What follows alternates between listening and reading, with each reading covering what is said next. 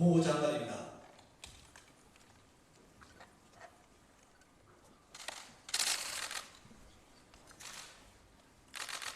임명장 조국 국무위원회 임명 법무부 장관의 고함 2019년 9월 9일 대통령 문재인. 네, 지금 보시는 대로 조국 법무장관 문 대통령으로부터 임명장을 수여받았습니다. 앞에 몇 분이 임명장을 이미 받았어요. 네, 이번에는 누굽니까? 임명장 김현수 국무위원회 임명 농림축산식품부 장관의 고함 2019년 8월 31일 대통령. 네, 김현수 장관은 이미 임명 재가는 앞서서 났고요. 유일하게 청문 보고서가 채택된 후보자였기 때문에. 예, 그렇습니다. 오늘 임명장을 한꺼번에 받는군요. 예, 맞습니다. 네. 예.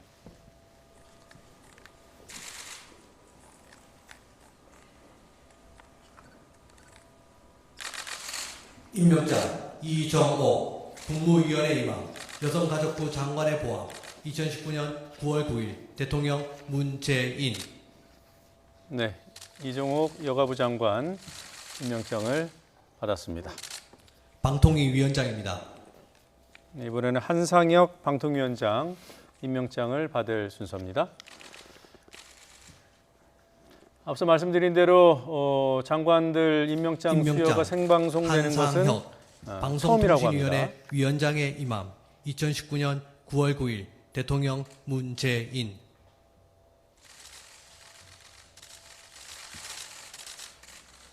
공정위 위원장입니다. 네, 이제 2명 남았습니다. 네, 조성옥 공정거래위원장 그리고 은성수 금융위원장까지 임명장을 받게 됩니다. 임명장 조성욱 공정거래위원회 위원장의 임함 2019년 9월 9일 대통령 문재인. 네, 조성욱 공정거래위원장 방금 임명장을 받았습니다. 금융위 위원장입니다. 네, 이번에는 은성수 금융위원장이 임명장을 받을 차례입니다. 이렇게 임명장 수여가 모두 이루어지고 나면 임명장을 받은 장관들, 임명장 공무위원들이 은성수 금융위원회 간단한 위원장의 소감을 임함, 밝히게 되고요. 9월 9일 그 과정에서 대통령 조국 후보자의 문재인. 조국 장관의 입장 발표도 들을 수 있을 것 같습니다. 지금 장관 신임 다음으로 장관들의 기념 발언이 촬영이 생중계가 박인영 될지는 정부 잘 장관님부터 모르겠습니다. 단상으로 네. 나와주시기 바랍니다. 네, 이번에는 신임 장관들과 대통령이 기념 사진을 찍을 예정이고요. 한 명씩 돌아가면서 촬영을 하게 되는군요. 그리고 뒤에는 지금 기존 전임자들이 지금 출석해 있는 건가요? 보통 임명장 수여할 때는 청와대 수석비서관들이 그렇군요. 그 자리에서 이렇게 같이 참여하게 됩니다. 네, 지금 방금 들어온 소식에 따르면 국무위원들 임명 소감 발표는 취소됐다고 합니다. 기념 촬영이 끝나면 대통령의 입장 발표가 이어질 것으로 보입니다.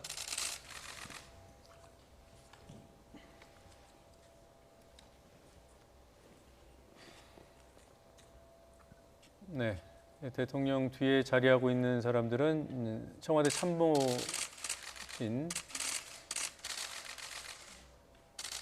청와대 실장들하고요. 네, 수석비서관들이 지금 네. 자리하고 있습니다.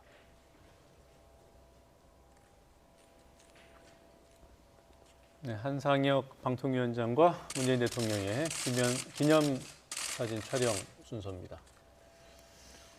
네, 오늘 7명의 공무위원 임명된 공무위원들에 대한 임명장 수여가 이루어졌고요. 돌아가면서 한 명씩 대통령과 기념 사진을 촬영하고 있습니다.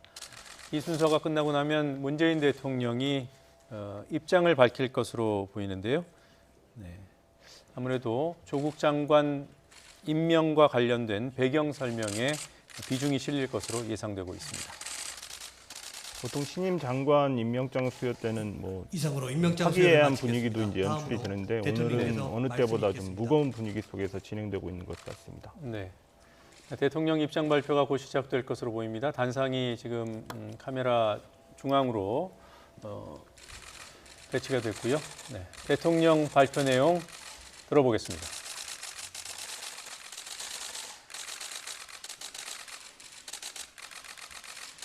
오늘 장관 4명과 장관급 위원장 3명의 임명장을 수여하면서 국민들께 먼저 송구스럽다는 말씀을 드립니다.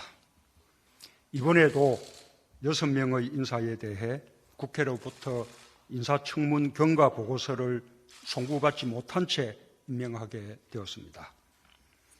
헌법상 국회의 동의를 요하지 않고 대통령에게 임명권이 있는 각 부처 장관과 장관급 인사에 대해 국회의 인사청문 절차를 거치도록 한 취지는 청와대의 자체 인사검증만으로 충분하지 않을 수 있으므로 국회와 함께 한 번 더 살펴봄으로써 더 좋은 인재를 발탁하기 위한 것이라고 생각합니다.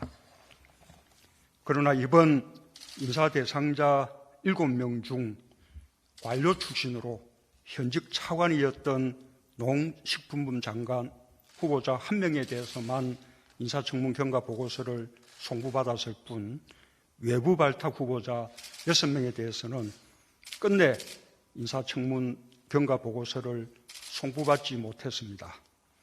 이런 일이 문재인 정부 들어 거듭되고 있고 특히 개혁성이 강한 인사일수록 인사청문 과정에 어려움을 겪고 있습니다. 이에 대해 대통령으로서 큰 책임감을 느낀다는 말씀과 함께 국회의 인사청문 절차가 제도의 취지대로 운용되지 않고 있고 국민 통합과 좋은 인재의 발탁에 큰 어려움이 되고 있다는 답답함을 토로하고 싶습니다. 조국 법무부 장관의 경우 의혹 제기가 많았고 배우자가 기소되기도 했으며 임명 찬성과 반대의 격렬한 대립이 있었습니다. 자칫 국민 분열로 이어질 수도 있는 상황을 보면서 대통령으로서 깊은 고민을 하지 않을 수 없었습니다. 그러나 저는 원칙과 일관성을 지키는 것이 더욱 중요하다고 생각했습니다. 인사청문회까지 마쳐 절차적 요건을 모두 갖춘 상태에서 본인이 책임져야 할 명백한 위법 행위가 확인되지 않았는데도 의혹만으로 임명하지 않는다면 나쁜 선례가 될 것입니다. 대통령은 국민으로부터 선출된 국정운영 책임자로서 선출될 때 국민들께 약속한 공약을 최대한 성실하게 이행할 책무가 있습니다. 저는 지난 대선 때 권력기관 개혁을 가장 중요한 공약 중 하나로 내세웠고 그 공약은 국민들로부터 지지받았습니다. 저는 대통령 취임 후 그 공약을 성실하게 실천했고 적어도 대통령과 권력기관들이 스스로 할 수 있는 개혁에 있어서는 많은 성과가 있었음을 국민들께서 인정해 주시리라고 믿습니다. 이제 남은 과제는 권력기관의 정치적 중립을 보장하고 국민의 기관으로 위상을 확고히 하는 것을 정권의 선의에만 맡기지 않고 법제도적으로 완성하는 일입니다. 저는 저를 보좌하여 저와 함께 권력기관 개혁을 위해 매진했고 성과를 보여준 조국 장관에게 그 마무리를 맡기고자 한다는 발탁 이유를 분명하게 밝힌 바 있습니다. 그 의지가 좌초되어서는 안 된다고 생각합니다. 이 점에서 국민들의 넓은 이해와 지지를 당부드립니다.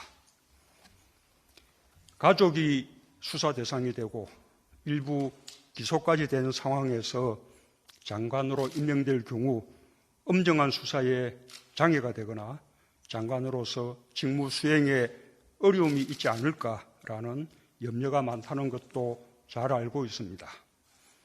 그러나 검찰은 이미 엄정한 수사 의지를 행동을 통해 의심할 여지 없이 분명하게 보여주었습니다.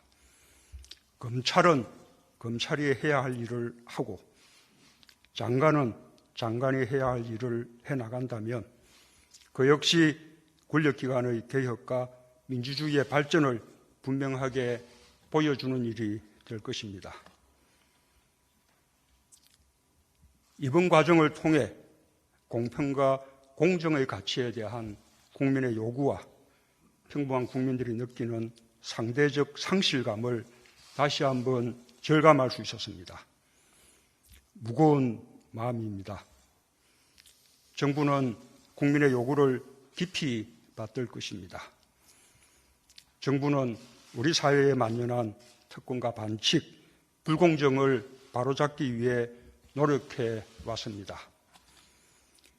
그러나 국민의 요구는 그에서 더 나아가 제도에 내재된 불공정과 특권적 요소까지 없애달라는 것이었습니다. 국민을 좌절시키는 기득권과 불합리의 원천이 되는 제도까지 개혁해 나가겠습니다. 고교서 혈화와 대학 입시의 공정성 등 기회의 공정성을 해치는 제도부터 다시 한번 살피고 특히 교육 분야의 개혁을 강력히 추진해 나가겠습니다.